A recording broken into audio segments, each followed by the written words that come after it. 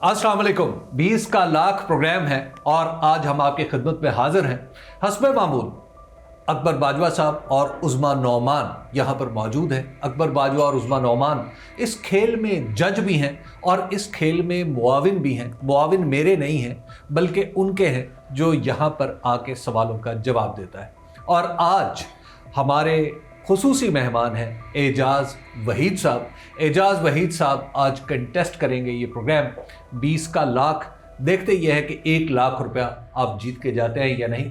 ये 1 लाख रुपया रकम कुछ बहुत ज़्यादा बड़ी नहीं है, लेकिन अहम बात यह है कि क्या आप मुकाबला करने की सलाहियत रखते हैं। ये इस चीज़ का एजाज़िया है। और खेल के क़वाइद आपको पता है एजाज़ साहब के आपके पास 4 रेस्क्यू ऑप्शंस हैं, यानी आप 2 बार सवाल स्किप कर सकते हैं, 1 बार आप इनसे मदद ले सकते हैं और 1 बार आप मुझे हुक्म कर सकते हैं कि मैं आपको मल्टीपल चॉइस में वो सवाल कन्वर्ट कर दूं। लेकिन पहले 5 सवाल मल्टीपल चॉइस होंगे, वो आपको जवाब देने हैं मल्टीपल चॉइस में से। लेकिन उसके बाद जितने सवालात होंगे वो हर सवाल का जवाब आप देंगे। हमारे पास 22 सवाल मौजूद हैं आपके लिए। 2 जगह आप स्किप कर सकते हैं। 20 सवालों का जवाब आपने देना है, गलती आप नहीं करेंगे। एजाज साहब ज़्यादा परेशान तो नहीं हो रहे आप ये शराइत सुन के बड़ी सख्त हैं? नहीं, मेरे आपका सामने बैठा होने काफ़ी है मेरे लिए। लेकिन आपको अपने इन लोगों पर भरोसा है, ये आपकी मदद शायद वो ये जानकर परेशान हो जाएं कि सवालों के जवाबात हमें भी नहीं मालूम कि कौन से सवाल ये जाहिर है ये आपके भी इल्म का इम्तहान है जी, आपकी मालूमात का भी इम्तहान है कि आप किस तरह मदद दे सकते हैं।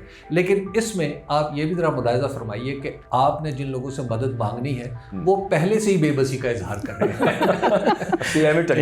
एक काउंटर क्वेश्चन, अगर ये मैं इनसे पूछता हूँ और आंसर गलत हो जाता है जिम्मेदार आप मैं फाइन कर सकता हूँ बाहर? आप बाद में कर सकते हैं, जिम्मेदार आप कह रहे सू कर देंगे। मैं कह सकता हूँ कि तुम आप बाहर मिले मुझे। आप बिल्कुल ये कहें बाजवा साहब को कि जरा बाहर। एजाज साहब क्या करते हैं? इय्याका नअबुदु व इय्याका नस्ताईन। हबीब साहब, मैं as a software engineer leading to project manager अभी जॉब कर रहा हूँ। मैंने काफ़ी अपने 12 साल से मैं इस पोस्ट मतलब इस जेडी के साथ मुंसलिक हूँ। पहले क्या करते थे? जी 2003 में मेरी जॉब स्टार्ट हुई। उस जॉब को आप कह लें कि नीड बेस्ड जॉब सारी नीड बेस्ड होती हैं, लेकिन एक ज़्यादा नीड बेस्ड जॉब होती है जिसमें I started working as a PCO होते थे, पब्लिक कॉल ऑफिस, जिसमें आप मतलब उस वक्त फ़ोन वगैरह इतना नहीं था, PTCL। तो जो लोगों ने बात करनी होती तो यूनिट आपको शायद याद होगा, जैसा बूथ बने होते थे, बट अनफॉर्चुनेटली मेरे पास बूथ नहीं था। अच्छा, तो फिर आप वो साल्टन पेपर आपने लिबर्टी देखा होगा, उसका कॉरिडोर में मुझे एक कुर्सी और एक टेबल दिया गया था। कुर्सी की बैक नहीं थी। अच्छा, तो हम उसको स्टूल भी कह सकते हैं। तो कुछ मैं 80 रुपये पे उनके साथ मेरी कमिटमेंट हुई थी, बट फिर मैंने थोड़ा बिजनेस आइडिया लगाया। तो मैंने उनसे कहा कि यार आपने मुझे कहा है कि आप 3.5 रुपये का यूनिट सेल करें, तो अगर मैं 5 का सेल करूँ तो क्या होगा? तो उसने कहा ऊपर वाले तुम्हारे। तो वो फिर बहुत अच्छा बिजनेस। तो मैंने फिर वो भी इसलिए आया था। एक दिन पहले एक अमेरिकन एक बंदे ने कॉल की, तो it's interesting story, if I am not taking your time, तो आप मुझे बता सकते हैं। तो पता नहीं आपको इस चीज़ का एक्सपीरियंस है कि नहीं। तो अब तब आप जब बाहर कॉल करते तो आपका 1 यूनिट नहीं ड्रॉप होता था, बल्कि 5 यूनिट ड्रॉप होते थे। तो जब 5 यूनिट पहले ड्रॉप हो तो मुझे तो हार्ट अटैक का एक हुआ कि इसने तो मुझे पैसे नहीं देने थे, तो मुझे 1 के पैसे देने, ये तो 5 ड्रॉप हो गए, मेरी तो 80 रुपये दिहाड़ी है, तो काम ख़राब हो गया। But he was aware of all this thing कि यार ऐसे ही होता है। तो उसके 100 यूनिट तकरीबन हो गए। तो तब उससे मुझे ये आइडिया जनरेट हुआ कि यार मैंने तो 3.5 अगर मैं 100 आज करता तो मुझे 150 रुपये मिलना था इंस्टेड ऑफ 80 रुपीज़। तो मैंने नेक्स्ट उसको पिच किया। उसने कहा भाई तुम 3.5 का सेल करो, मुझे 2.5 का मिलता है, तुम 500 बेचो, 1000 बेचो। बट वो बिकते उतने ही थे, 100। बट मेरी इंक्रीमेंट लग गया था, 80 से मैं 110 पे चला गया। तो फिर PCO के बाद PCO से फिर मैंने फिर वो चूँकि गर्मियों की छुट्टियां होती हैं, 8वीं क्लास में जब आप पेपर देते हो तो जून जुलाई अगस्त में छुट्टियां होती हैं। सो देन फिर मैंने शादी हाल होते हैं, बैंक्वेट, एक तो शादी हाल होते हैं, एक होते हैं आउटडोर कैटरिंग। तो उसमें मैंने वेटर स्टार्ट की जॉब। तो वो इस तरह थी कि उस वक्त कोई रूल नहीं होता था कि कितनी डिशेस होंगी और क्या टाइम फ्रेम फॉलो होगा। तो तब तो जो दुल्हन है वही 1 बजे आती थी रात के, तो फिर खाना लगता था और फिर स्पेशल गेस्ट के लिए खाना लगता था, वो 4-5 बज जाते थे। तो मेरा पहला फंक्शन था जहाँ मैंने as a waiter services provide की, वो ग्रिफिन ग्राउंड। तो वहाँ पे वो मुझसे पूछा गया कि आप क्या जॉब, आपका पहला दिन है तो आप क्या करोगे ना।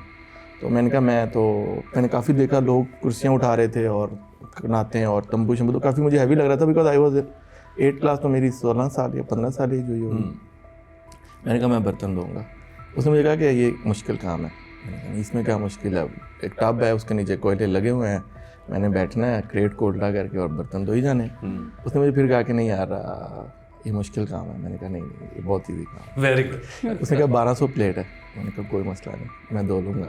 सो मैंने धोना स्टार्ट की और मैंने देखा कि मैंने सारी प्लेटें तकरीबन 3-4 घंटे में धो दी और लोगों का भी काम स्टार्ट हो रहा था और मैं बहुत खुश था, मैं इधर उधर घूम रहा था।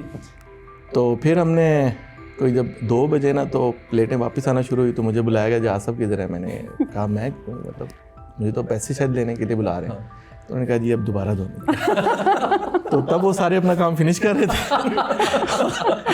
और आप मुझे याद आया कि मुश्किल काम है। और नेक्स्ट डे में एजाज साहब बड़ा ज़बरदस्त लगा, बड़ा अच्छा लग रहा है आपसे मिलके कि आपने ज़िंदगी का आगाज़ कहाँ से किया। अच्छा मैंने वहाँ पे अच्छे से मुंह धोया था, तो मुझे लगा कि मेरे तो आज हाथ काफ़ी सफ़ेद हो गए हैं, बहुत अच्छा था। मैंने जब मैं सुबह उठा तो मेरे नाखून में ना वो जो सालन तरी सब कुछ था और मेरी पलकों पे ना वो वो सारा रात चूँकि कोयले पे चल रहा था, तो वो सारी चीज़ें ना मेरे कानों के अंदर तक थी। तो मैं अगले दिन नहीं गया था स्कूल। तो अब मैं आपको धोता रहा। खेल शुरू करें एजाज साहब। Sure sir. इस डब्बे में आपके लिए सवाल है। आप दोनों ने देखा नहीं डब्बा कितना अच्छा हो गया। ये वही जो आप तुर्कमानिस्तान से लाए थे। ये खेल आहिस्ता आहिस्ता तरक्की कर रहा है। और अब देखिए कि आज हम एक डब्बा खोलते हैं और डब्बे में सवाल है जी आपके लिए। 22 सवाल है। डब्बा बंद करते हैं। आपसे पहला सवाल है और पहले 5 सवाल आपसे मल्टीपल चॉइस क्वेश्चन है एजाज साहब। पहला सवाल, आलम लोहार किस जुबान में गाने की वजह से जाने जाते हैं? आपके पास ऑप्शंस हैं 4, सिंधी, पंजाबी, पश्तो या बलूची। आलम लोहार अभी आरिफ लोहार के वाले साहब हैं और चिमटा उन्होंने इंट्रोड्यूस करवाया था म्यूज़िक में और वो पंजाबी में पंजाबी थे। आपका जवाब बिल्कुल दुरुस्त है कि आलम लोहार साहब पंजाबी गानों की वजह से जाने और पहचाने जाते हैं। दूसरा सवाल, झील सैफुल मुलूक पाकिस्तान के किस सूबे में है? पंजाब ए, बी खैबर पख्तूनख्वा, सिंध सी या डी बलूचिस्तान। मैं नेटिव हूँ केपीके का, नथिया गली से बिलोंग करता हूँ, तो ये मेरे केपीके से ही। अच्छा आप नथिया गली से? जी मैं नथिया गली से बिलोंग करता हूँ। वैसे नथिया गली बजाते खुद ऐसी जगह है कि जहाँ पे जाने को दिल चाहता है, एक्सप्लोर करना की बिल्कुल। बड़े खुशकिस्मत है यार आप। जी बस जॉब की वजह से आपके साथ ही हूँ। नहीं बड़ी जबरदस्त। बिल्कुल। वैसे ये बताइए कि नथिया गली में आमतौर पर रहना कैसा है? क्या आप लोग भी उतना एंजॉय करते हैं नथिया गली के रहने वाले जितना हम बाहर से जाके करते हैं? शायद पहले नहीं इन्जॉय करते थे, लेकिन चूँकि अब काफ़ी सारे लोग रोज़गार के सिलसिले में मुख्तलिफ जगहों ट्रैवल करते हैं, तो फिर जब गर्मी और इस तरह की चीज़ें होती है तो डेफिनेटली वो इन्जॉय करते हैं। उसका भी इंटरेस्टिंग एक वाक़या है कि सितंबर में आज से 20-30 साल पहले हमारे गांव के लोग, मेरे वाले साहब भी बताते हैं कि वो अगले 6 महीने का सामान स्टोर कर लिया करते थे। और एक इन्फॉर्मेशन ये है कि तब 9, 10, 12, 15 फुट तक बर्फ़ होती थी। अच्छा। जो कि अब 2 इंच या 3 इंच होती है। तो अगर ये भारत पानी अब बंद कर दे तो हमें प्रॉब्लम हो सकती है, लेकिन अगर तब की सिचुएशन होती तो शायद ना होती, क्योंकि कहाँ 12 फुट इतना ज़्यादा हो चुका है, बहुत बड़ा डिफरेंस है, और कहाँ 2 इंच 3 इंच 4 इंच, और वो भी दुआएं करके। अगला सवाल, एक मुहावरा है, वो आप मुकम्मल करें। उस मुहावरे का पहला हिस्सा मैं आपकी खिदमत में पेश करता हूँ। 9 मन तेल होगा।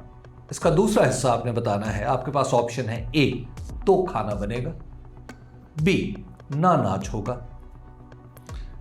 सी, ना राधा नाचेगी, डी, ना कोई नाचेगा। क्वेश्चन थोड़ा कंफ्यूजिंग है क्योंकि ना राधा नाचेगी, ना राधा नाचेगी जी, आपको यकीन है कि मुहावरा इस तरह है कि 9 मन तेल होगा ना राधा नाचेगी, ये असल मुहावरा। में होना चाहिए कि 9 मन तेल होगा तो राधा नाचेगी। अच्छा। एक्चुअली ये करेक्ट सेंटेंस फिक्र है, तो मुझे लग रहा है कि शायद ये लास्ट का आंसर जो है 9 मन तेल होगा जी तो राधा नाचेगी, तो राधा नाचेगी, ये करेक्ट है ये करेक्ट आंसर। जी। क्यों जी बाजवा सर? नहीं सर, ये 9 मन तेल होगा ना राधा नाचेगी, ना राधा। क्योंकि ये शर्त वैसे अगर आप देखें तो मतलब दोनों सूरतों में पूरा होगा। हाँ, लेकिन लफ्ज कुछ यूं है कि ना नॉमन तेल होगा ना राधा नाचेगी, लेकिन चूंकि ना उर्दू के फिक्रे में अगर एक बार लगा हाँ। तो फिर उसको दुरुस्त समझा जाता है। तो चलिए, आपका जवाब बिल्कुल दुरुस्त है। आप 3 सवालों के जवाब बिल्कुल दुरुस्त दे चुके हैं और अब है चौथा सवाल। चौथा सवाल यह है कि पाकिस्तान के साबिक वजीर आज़म इमरान खान की पहली बेगम का नाम क्या था? आपके पास ऑप्शन है 4। ए बुशरा, बी रेहाम खान, सी जमाइमा गोल्डस्मिथ और डी सीता वाइट।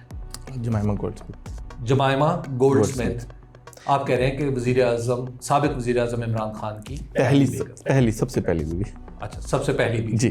जमाइमा गोल्डस्मिथ। आपका जवाब बिल्कुल दुरुस्त है और जमाइमा गोल्डस्मिथ ही वो खातून है जिनकी ज़ौजियत से बच्चे भी पैदा हुए हैं। तो इन्होंने जमाइमा खान में कन्वर्ट कर दिया था शायद नाम। जी बिल्कुल, जमाइमा खान में बाद में कन्वर्ट हो गई थी।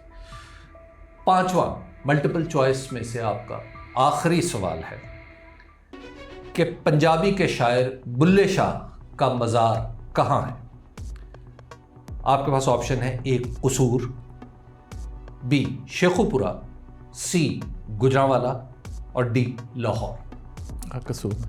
कसूर में जी। बाबा बुल्ले शाह का मज़ार कसूर में है और कसूर में बड़ी मरकजी जगह है बाबा बुल्ले शाह का मज़ार। और वो क्या है बाजो असाब असी कसूरे साडी ज़ात कसूरी, असी शहर कसूर दे रहन वाले बाबा बुल्ले शाह। अब अगले मरहले में आपके जो चारों रेस्क्यू पॉइंट्स हैं वो खुल गए, वो दरवाजे अब खुले हैं, आप उनसे जब चाहें गुजर सकते हैं। वैसे मुझे लग रहा है कि शायद इन्हें हमारी ज़रूरत ना ही पड़े। अच्छा। हाँ, अब तक जिस तरह ये खेल रहे हैं हाँ उससे मुझे यही लग रहा है, वैसे ना ही पड़े तो अच्छी बात है। आपकी पहली वाली बात ने मुझे बहुत मोटिवेट किया और दूसरी बात ने मुझे डरा दिया। अगला सवाल, छठा सवाल है ये, वो कौन सा मुल्क है जो दुनिया के 2 बर्रे आज़मों में है? तुर्की। तुर्की। सोच लीजिए।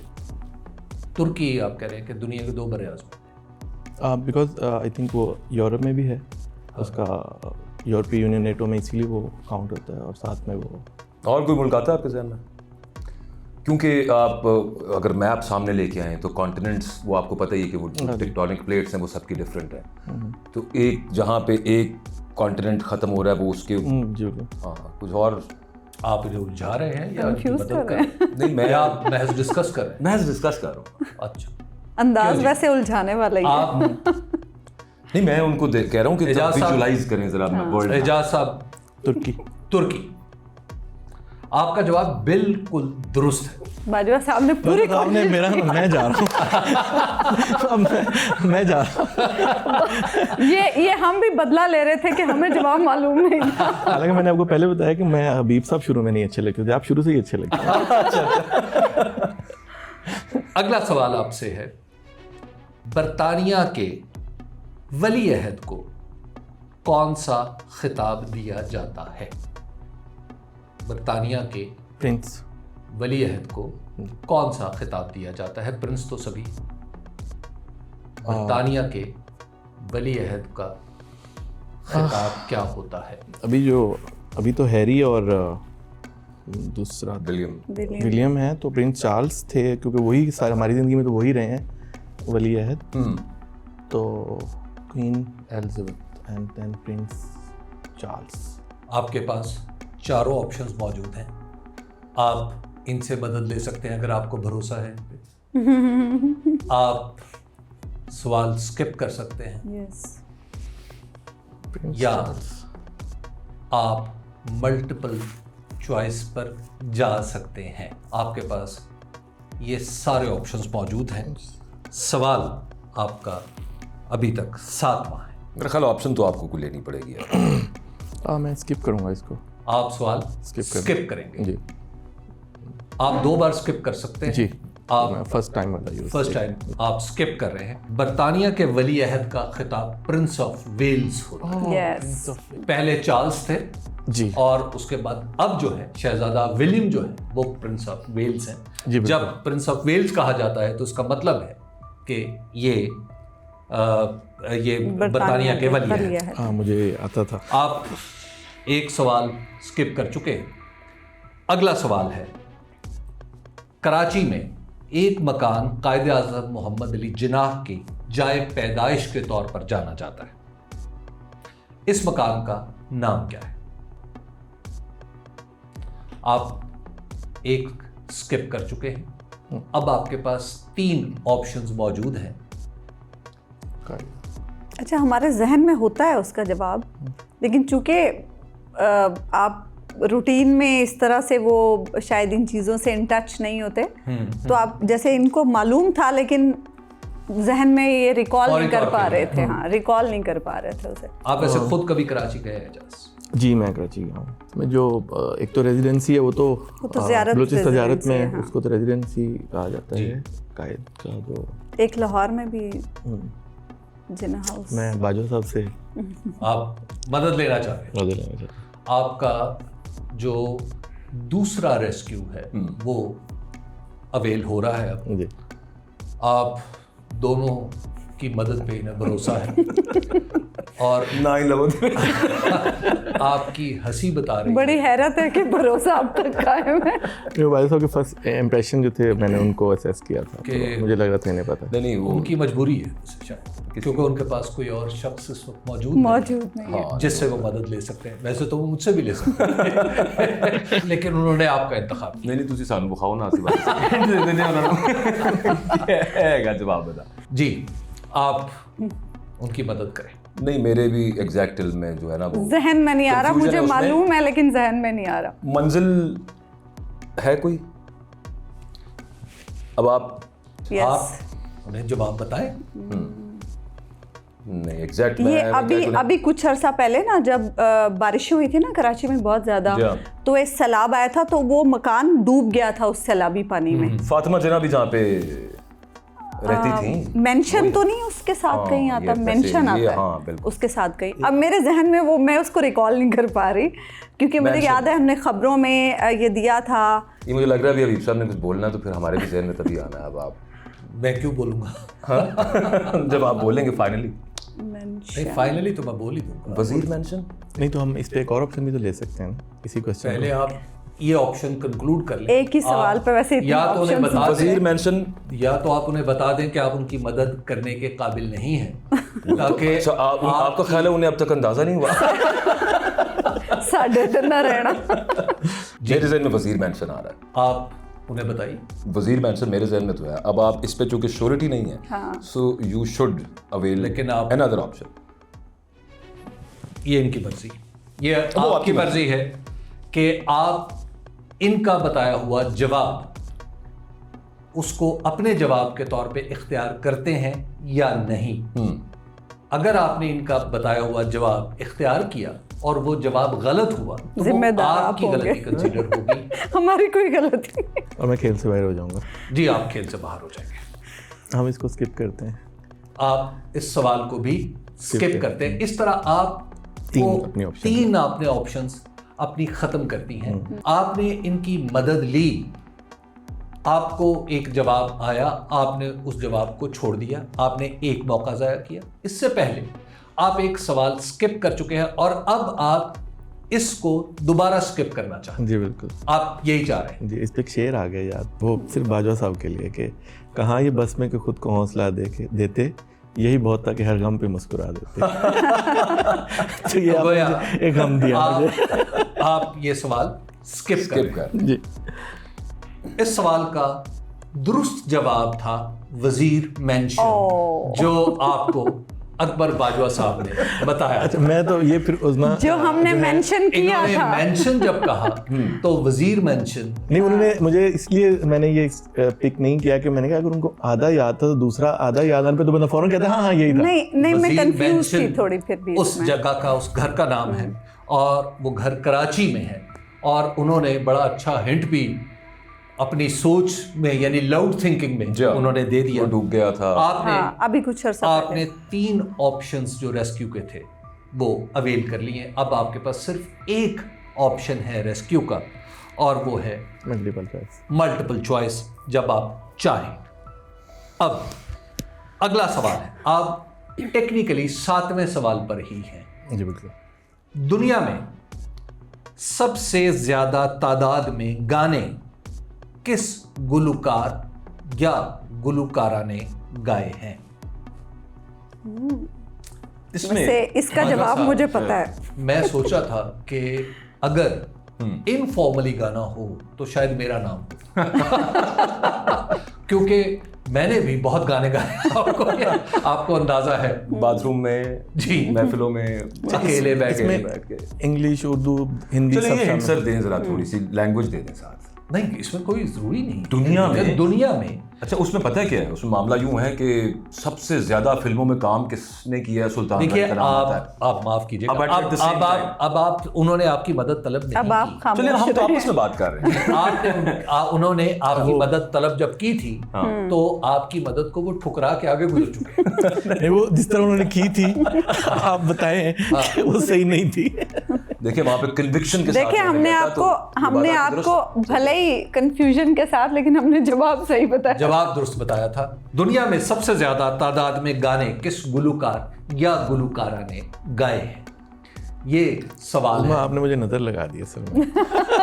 अच्छा, ये है कि अब इतना तो है ना कि इतना नहीं है। ये 2 मुख्तलिफ सवाल हो गए ना जी। कि एक गुलकारा है, उसमें भाई कोई भी हो सबसे सकता तादाद है। में। हाँ, इसका मतलब मतलब गाने जिसने भाई गाए उसकी हैं, वजह उर्दू की मजबूरी है। वो कोई भी अगर अंग्रेजी में कहा जाता तो सिंगर, हाँ। irrespective of the gender। irrespective of the gender। Yes, मुझे लगता है इसका जवाब मुझे पता है। लेकिन अब आप उस बता मंजिल नहीं से सकते। गुजर चुकी है। नहीं, वो जो हम सोच रहे हैं ना वो हम सिर्फ यहाँ का, क्योंकि ये इस तरह के यूजुअली जो रिकॉर्ड्स होते हैं वो उसमें चाहे वो फिल्म में सबसे ज्यादा हो और जाहिर चाहे है वो डायरेक्शन सबसे ज्यादा जाहिर हो, है वो यहाँ के सवाल का सवाल वही पूछा जाएगा ना, एक चीज जिसका अगर- कोई रिकॉर्ड भी हो। अभी वो वैसे जिंदा है और भी देखिए क्योंकि ये मेरी जो ये अब understanding आपने है- कसौटी शुरू कर दी तो ये नहीं होगा इजाज़ साहब। देखिए आप भी तो पॉलिटिशियंस के साथ करते हैं, मैं तो रहते हैं। I am trying. लेकिन उसका अंजाम देख रहे हैं आप। मेरी जी। जो अंडरस्टैंडिंग उसमें तो लता मंगेशकर है। आप मल्टीपल चॉइस ले सकते हैं, इस पे भी आपकी एक लाइन बाकी है, एक रेस्क्यू आपको मिल सकता जी, मैं इसी के साथ जाऊंगा। आप इसी तरफ जाएंगे। जी, लेकिन इसके बाद आप रेस्क्यू जी। नहीं ले सकेंगे नहीं ले सकते। और आपकी गलती की गुंजाइश तो पहले भी नहीं थी, लेकिन आप स्किप भी नहीं कर पाएंगे, आप इनकी तरफ भी नहीं जा पाएंगे। जी, बिल्कुल। लेकिन मैं आपको एक मशवरा देना चाहता हूँ, वो ये है कि आप अगला कदम उठाने से पहले इनसे मशवरा करें। ये डिस्काउंट है। ये मल्टीपल स्पेशल चॉइस लेना है या नहीं लेना, ये इस बात पे अगर आप चाहें तो मशवरा कर सकते हैं। नहीं, फिर ऐसा ना हो कि फिर वो हमें कह रहे हो कि नहीं, मैंने उनका अच्छा फैसला तो है मशवरा कि किया। मल्टीपल चॉइस लेना है। हाँ, हम तो ऐसे जैसे बार बार बात होती है ना, यूँ लगता है जैसे बिठाया ही कंफ्यूज हो करने के लिए बजाय उसके। मैं वैसे देखें, मशवरा अगर आपने मांगा है तो मैं what you are thinking already, बस इससे ज्यादा नहीं आप बोल सकते, आप सिर्फ स्पेसिफिकली उसी पे रहे। नहीं, मतलब हमने सिर्फ मशवरा देना है कि आप मल्टीपल क्वेश्चन पे जाएं या ना जाएं। आप जवाब पे मशवरा नहीं करेंगे, आप सिर्फ इस बात पे मशवरा दे सकते हैं और आप कर सकते हैं कि आपको मल्टीपल चॉइस लेना चाहिए या नहीं। अगर उस सवाल के जवाब के साथ ये स्टिक करते हैं तो वो करना चाहिए या उधर से आगे बढ़ना नहीं, चाहिए? वो तो इनके अपने ज़हन में है, वो उस पे आपसे मशवरा नहीं कर सकते। मेरा वही आंसर है।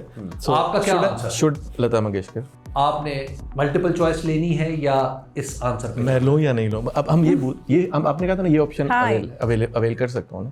मैं तो इसको एब्सोल्यूट सवाल ही नहीं समझता एक्चुअली। मैं जो पहले हबीब साहब से मेरी जो देखिए सवाल वो नहीं, होगा हबीब जो साहब कह रहे- इंटरनेशनली रिकॉग्नाइज्ड। हाँ, रिकॉर्ड है जिसका। ये तो अब आपकी राय है ना कि आप इसको सवाल समझे ना समझे। नहीं, सवाल आप है। थोड़ी देर बाद कहेंगे कि मैं जी मैम, जमीन को जमीन आप मुझे बता दें, मुझे जाना चाहिए या नहीं, मतलब मल्टीपल के लिए? देखें, उसमें चीज़ ये है कि यहाँ पे आप मुझे तवक्को है कि आपका जवाब दुरुस्त है और वो 90% है। मुझे भी। और ये है कि आप अगर मल्टीपल चॉइस अवेल कर लेंगे तो आप उसमें ज़्यादा क्लैरिटी आ जाएगी। I will go with Lata Mangeshkar sir. You'll go with Lata Mangeshkar.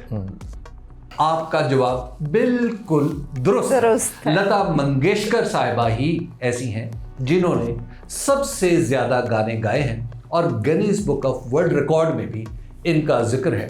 लेकिन दिलचस्प बात यह है कि ये सिर्फ जो रिकॉर्डेड गाने हैं वो एक रिकॉर्ड कुछ और है। अच्छा। गाने गाना वो एक बात है, जो रिकॉर्ड करवाए गए हैं ये वो वाले, और ये दूसरा, ये एक और रिकॉर्ड है। 80,000 प्लस गाने गाए हैं लता मंगेशकर मतलब उनको स्टोर किया गया है किसी जगह पे 50,000 अवेलेबल। प्लस गाने इनके नाम से मंसूब है। 80,000 आपका जवाब प्लस मैंने बिल्कुल कहीं दुरुस्त पढ़ा है। था। और अब हम अगले सवाल की तरफ आते हैं। यहाँ से ऑनवर्ड आपके पास सिर्फ एक ही लाइफलाइन है बचा है। सवाल है, सरहदी गांधी पाकिस्तान के किस सियासतदान को कहा जाता था? आप इसका जवाब भी दे सकते हैं और आप इसको मल्टीपल चॉइस में कन्वर्ट भी कर सकते हैं। आपको पता है? सरहदी गांधी, अच्छा, मुझे नहीं पता। सरहदी गांधी पाकिस्तान के किस सियासतदान को कहा जाता था? इसका कुछ कॉन्टेक्स्ट बता सकते हैं, मतलब जर्नल की ये कहा क्यों जाता था? नहीं मतलब इसके पीछे बैकग्राउंड मेरी जो गांधी के पता है कि आप क्या कह रहे हैं। नहीं क्योंकि जो मेरी गांधी के बारे में अंडरस्टैंडिंग है ना जी, he was very polite. Gandhi, आप गांधी जी गांधी की बात जो कर रहा हूँ ना, देखें किसी चीज़ को उसके साथ तभी मानूस किया जाता है ना, कोई क्वालिटीज उसमें हो, उस जैसी हो, ठीक है। तो मेरी अंडरस्टैंडिंग में तो वो अगर मैं जस्ट इसको देखूं तो इसमें तो है कि यार ये भी कोई वैसे कोई बड़ा ही वो होगा। सरहद से आपके जहन में क्या आता है? मैं सरहदी गांधी ANP के जो लीडर्स हैं मेरे, वो हैं जो अब उनका असफंद यारवली के वालिद, मुझे उनका नाम जहन में नहीं आ रहा। वैसे ANP गांधी जी ने भी एक जमाने को मुतासिर किया, कोई शक नहीं। और दुनिया भर में गांधी जी के हवाले से ये बात कही जाती है कि बहुत सारे बड़े बड़े लीडर उनके फॉलोअर्स। वली खान नाम था उसका, नहीं फादर का नाम असफंद यारवली के फादर का नाम, असफंद यारवली के फादर का नाम वली नाम उन्होंने बताया। आप अब इस खेल से बाहर हो चुके यार, उसको दफनाया भी उधर ही था अब आप इनकी कोई मदद नहीं कर सकते। अकबर बाजवा साहब, आप प्लीज मेरी तरफ देखिए। कहीं आप आंखों में जवाब ना बता दें। आपने जहां उनको भटकाना था भटका चुके। अब इससे ज्यादा आप और कुछ नहीं कर सकते। अब मैं उसका प्रायश्चित करना चाहता हूँ। आप उसका प्रायश्चित नहीं कर सकते। आप इधर मुसलसल मेरी तरफ ही देखिए, क्योंकि मुझे डर है कि आंखों से जवाब बता देंगे। आप उनको कोई रहनुमाई देंगे, इसलिए मैं नहीं चाहता देखें कि खेल के अंदर किसी भी किस्म का बिल्कुल ठीक है फाउल प्ले दिखाई दे या नजर। अच्छा, वैसे एक इंटरेस्टिंग फैक्ट ये है कि गांधी साहब और जिन्ना साहब, ये दो बड़े कैरेक्टर्स हैं, दोनों लॉयर्स हैं और दोनों गुजराती हैं, और दोनों के जो उस्ताद हैं वो एक है, गोखले जी। दोनों के उस्ताद गोखले। नहीं मैं जो असफंद आंसर नहीं पूछ रहा, मैं असफंद यारवली के फादर का ये इस वक्त सिचुएशन ऐसी नहीं है। आप मेरे जहन में उसका नाम क्यों नहीं है? सवाल का जवाब आपने देना है। आप इसको मल्टीपल चॉइस कर सकते हैं। एजाज, आपके पास वक्त महदूद भी है। असफंद यारवली के फादर का नाम, आप चाहें तो इसको मल्टीपल चॉइस में कन्वर्ट कर सकते हैं। एक छोटी सी बिल्कुल नहीं, ये नहीं, नाम नहीं, इससे ज्यादा। बाजवा साहब, जब बारी थी तब तो बोला। Fair play. देखिए, अबीब साहब ने मुश्किल से शुरू करके आहिस्ता पे चले गए। कायदे आजम ने एक बात की थी, फेयर प्ले। फेयर प्ले में एजाज मुझे बहुत अच्छे लगते हैं। मैं चाहता हूँ वो ये खेल जीते। तो ये is an option as well. तो लेकिन इसका ये मतलब नहीं है कि हम इस खेल की ट्रांसपेरेंसी पे कॉम्प्रोमाइज करें। मल्टीपल चॉइस पे चले। अगर आप मल्टीपल चॉइस पे जाना चाहते हैं, आप जा सकते हैं, या आप जवाब देना चाहें तो आप जवाब दे सकते हैं। आपका वक्त खत्म होने के करीब जी। मैं मल्टीपल लूंगा और उनको वैसे आप मल्टीपल पे जाएं। जी, आर यू श्योर? मल्टीपल पे चले जाएं। क्योंकि इसके बाद आपकी लाइफलाइन तमाम जो रेस्क्यू लाइंस है वो खत्म हो जाएंगी। सरहदी गांधी पाकिस्तान के किस सियासतदान को कहा जाता था? आपके सामने ऑप्शन है 4, खान अब्दुल गफ्फार खान। पहुंच गए आप। मैंने नहीं ली पूरी, आपने ले मैंने 25% लिया। आपने लॉजिकल वाले। सर ये देखें मेरी आपने ये ऑप्शन ले लिया। मैंने इसलिए आपसे पूछा था, आप दुरुस्त जगह जा रहे थे। आप असफंदयार वली खान के वालिद का जिक्र कर रहे थे। उनके वालिद का नाम था वली खान। दादा थे, खान अब्दुल खान। उन्हें बादशाह खान। आप तमाम रेस्क्यू अपने अवेल कर चुके। अब आपके पास ना कोई सहूलत बची है ना कोई और चीज़, लेकिन सवाल बहुत आसान है। काबा की तामीर किस नबी से मंसूब है? खाना काबा मुसलमानों का किबला हज़रत इब्राहीम अलैहिस्सलाम से। हज़रत इब्राहीम अलैहिस्सलाम। बिल्कुल आपका जवाब दुरुस्त। एक सवाल की दूरी पर हैं 10,000। 10,000 रुपये। अगर आपने अगला सवाल भी उसका जवाब दुरुस्त दिया, जो कि मुझे तवक्को है आप देंगे, तो आप 10,000 रुपये जीतेंगे। मस्तोंग नाम का शहर पाकिस्तान के किस सूबे में है? बलूचिस्तान में। Very good. आप 10,000 रुपये एजाज साहब जीत गए। आपके साथ खेलने में बहुत ही मजा आ रहा है। 10 सवाल आपके हो चुके हैं। आप चाहें तो खेल छोड़ भी सकते हैं। 10,000 रुपये आपके पक्के। क्या आगे बढ़ना चाहिए? मैं जारी बात है, वो एक गिफ्ट है, जो भी चाहे 1 लाख हो या 10,000 हो या 30 हो, बट आपके साथ बैठना मेरे लिए ज़्यादा इंपॉर्टेंट है। So I will proceed with you guys. अगला सवाल, पाकिस्तान के साबिक वजीर आज़म इमरान खान की तारीख़ पैदाइश क्या है? आज मैं अपनी टीम से लड़ाई करने वाला हूं क्योंकि 2 सवाल हैं इमरान खान साहब के बारे में। लेकिन उनको तो पता होना चाहिए। खान साहब की इमरान खान साहब आपने स्टार्ट किया का नाबुद हुआ या नस्तईन से किया, ये ब्लैक वेस्ट कोट आपने ज़ेब तन कर रखी है। डेट ऑफ फिर नथिया गली का जिक्र भी किया इन्होंने। खान साहब नथिया गली में रहना बहुत पसंद करते हैं। ईयर से भी काम चलेगा या डेट से ही? डेट ऑफ बर्थ जाहिर है आपको बतानी पड़ेगी। ईयर तो सबको पता होता है। डेट ऑफ बर्थ है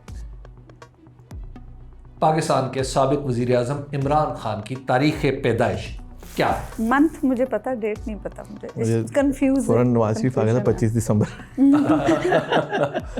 मुझे उस पे शक है वैसे। नवाज शरीफ साहब की 25 दिसंबर है। नहीं, लेकिन कुछ लोग कहते हैं कि कोई और ये है, नहीं है, कुछ और है। देखिए, एक तो बात ये भी कही जाती है कि जो कायदे-ए-आज़म की जो डेट ऑफ बर्थ है वो भी शायद करेक्ट नहीं है। बिल्कुल। और उस जमाने में करेक्ट यानी 25 दिसंबर वगैरह जो बड़े अहम दिन होते थे, उसके हिसाब से लोग अपनी रिवाज भी रख लेते। रिवाज था, बाद में नियर टू रख लेते। मैं सॉरी करूंगा, मुझे इसका आप नहीं सॉरी करेंगे। यहाँ पे एजाज आपके साथ खेल के मुझे बहुत अच्छा लगा और आपने बड़े एतमाद के साथ ये खेल खेला। 10,000 रुपये आप जीत चुके हैं। और जो आपका अगला सवाल था कि पाकिस्तान के साबिक वज़ीर आज़म इमरान खान की डेट ऑफ बर्थ, वो आपको मालूम नहीं थी। अक्टूबर में है उनकी। अक्टूबर में है। 5 अक्टूबर 1952। मुझे इमरान खान साहब की अक्टूबर भी था, 52 भी था। मेरे ज़हन में 4 और 10 का शायद डिजिट आ रहा था कि ये है। बहुत अच्छा लगा एजाज, आप तशरीफ लाए और आपने बहुत अच्छा खेला। आपने 10,000 रुपये जीत लिए। अब आप बताइए कि आपके अकाउंट में ट्रांसफ़र करें, हम आपकी खिदमत में नकद पेश करें। 10,000 रुपये पे मुझे नहीं लगता कि कोई टैक्स वगैरह है। हाँ, नहीं, ऐसा कुछ नहीं। 10,000 रुपये की रकम। लेकिन हबीब आपसे पूछ लें 10,000 के। लेकिन हबीब साहब, उसमें ये जानना बहुत जरूरी है कि इनका अकाउंट बंद तो नहीं हुआ। नहीं, ये सहाफ़ी नहीं, ये शर्फ पाकिस्तान में सिर्फ सहाफ़ी को है। आप बताइए, आपके अकाउंट में ट्रांसफ़र किए जाएं या नकद दिए जाएं? वो अकाउंट में ट्रांसफ़र की कोई लेजिटिमेट प्रूफ नहीं होगा मेरे पास किसी को दिखाने के लिए। अच्छा, I'll go with the cash so that I could get from you by signing that envelope so that I could ताकि लोगों को ये बता सकें कि मुझे हबीब अकरम साहब ने 10,000 just as an honor। हमने इसकी तैयारी कर रखी थी, मुझे पहले ही पता था, तो लिहाजा डब्बा खोलते हैं। अच्छा, इस संदूकची में हमने सिर्फ सवालात ही नहीं रखे हो। ये तो उम्र यार की ज़मीन लगती है मुझे। पैसे भी हैं। ये देख लीजिए जनाब, इसके अंदर 10,000 रुपये। हम आपके लिए इसको साइन करते हैं। हम प्रोग्राम के बाद देखेंगे कि हबीब साहब ये डब्बा कहाँ रखते हैं। एजाज वहीद साहब का इनाम जो इन्होंने मुझे दुख ये नहीं होगा कि मैं हारा हूँ, लेकिन मैं खान साहब की डेट ऑफ बर्थ मुझे याद नहीं है, इसका मुझे शायद लाइफ टाइम जो है ना रिग्रेट रहेगा। नहीं, लेकिन आपको अब लाइफ टाइम याद भी रहेगी। हाँ, तो ये वेस्ट कोट ये सिर्फ अगर यूएन में पहन सकते हैं तो हम तो यहाँ पे पहनना ही चाहिए। सो जनाब एजाज साहब, ये आपकी खिदमत है। Thank you very much sir, thank you. Ejaz Waheed साहब 10,000 रुपये जीत के जा रहे हैं। मेरा दिल चाह रहा था कि एजाज यहाँ से 1 लाख रुपए जीत के जाते, लेकिन बहरहाल इनके साथ खेलना बहुत ही अच्छा लगा। और फिर सबसे अच्छी इनकी लाइफ स्टोरी थी जो इन्होंने सुनाई कि किस तरह इन्होंने मेहनत की और मेहनत से कतराए नहीं, घबराए नहीं, बल्कि ज़िंदगी को एक टफ फाइट देते हुए आगे आए। आज के प्रोग्राम के लिए इतना ही। हमें दीजिए इजाज़त। अल्लाह के पास।